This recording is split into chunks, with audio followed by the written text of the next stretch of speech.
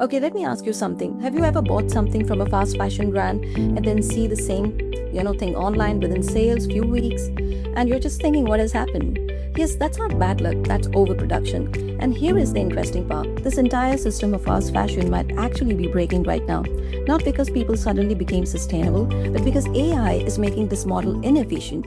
Hi, welcome to Attorney Speaks, and I'm Manisha Rawat. On this channel, we talk about law, technology, innovation, and how all of this impacts real life and businesses. And if you're someone working with ideas, innovation, or building something new, I also have courses on patent searching and business communication. Very practical, no fluff, and you'll find them in the description below. Now, let's understand this properly. Fast fashion was never about fashion. It was about speed, volume. Brands like Zara, H&M, they mastered the game. New collections every week, new trends, new drops, everything is fast. But here is the catch. They didn't actually know what would sell. They guessed, and when you guess at scale, you produce more than required. And that's why you see massive sales, buy two, get three, heavy discounts, because they are just trying to recover from bad predictions. And this has always been the hidden truth. Fast fashion runs on overproduction, but now something is changing. And this is where things get really interesting. What if brands didn't have to guess? What if they could actually know what people want before producing it? Take Shein, for example.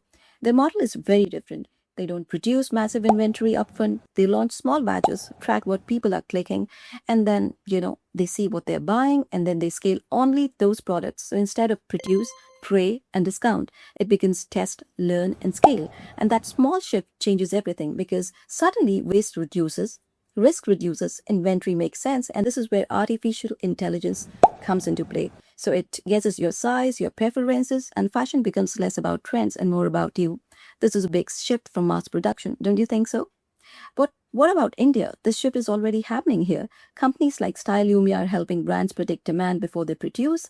Think about you're not producing and then selling, you're predicting and then producing.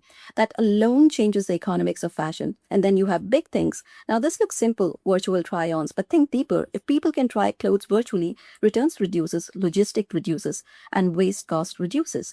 Virtue is trying to build more conscious system, but now supported by data, not just intention. Okay, so this is just about fashion. This is about decision making. Earlier decisions were based on gut feeling, trend spotting, and instinct in fashion.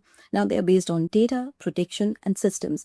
And when that shift happens, fast fashion doesn't collapse dramatically. It also starts looking inefficient. And once something looks inefficient in business, it doesn't last. So what comes next? Probably a world where clothes are made closer to actual demand trends and predicted earlier, and waste is no longer built into the system. But here is the question: what happens to brands that don't adapt? Because this isn't just about innovation, this is replacement.